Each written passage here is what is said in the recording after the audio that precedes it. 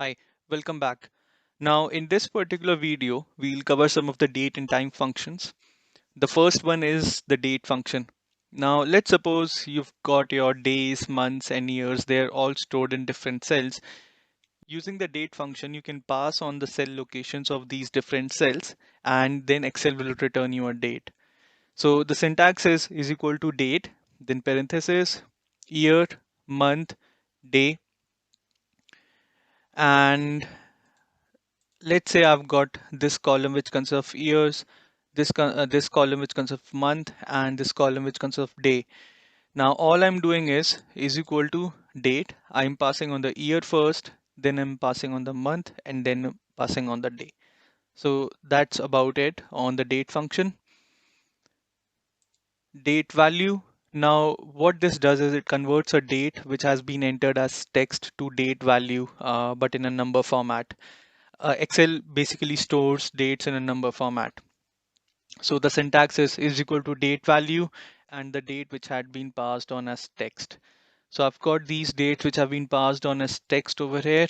So as you can see, there's an apostrophe over here, and that just makes it into a text.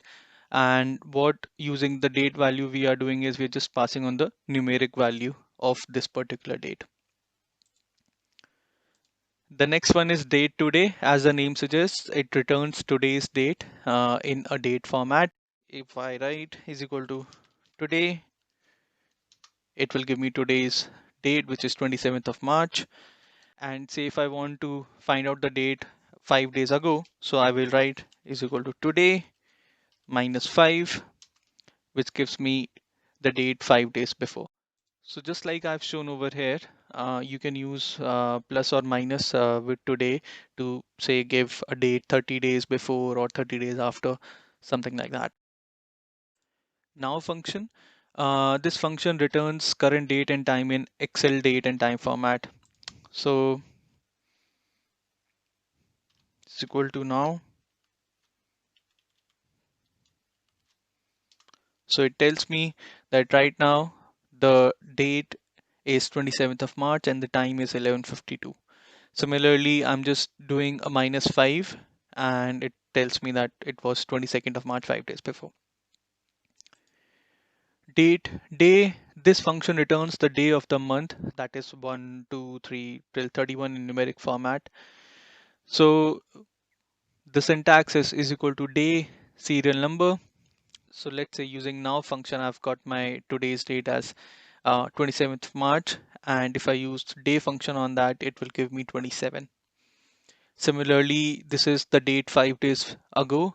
And if I use a day function, it will give me that day's date, which is 22nd.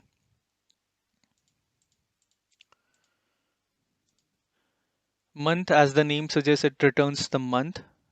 So over here, the date is 29th of March on 17, which is March, which is the third month. So that's why I'm getting the result as 3.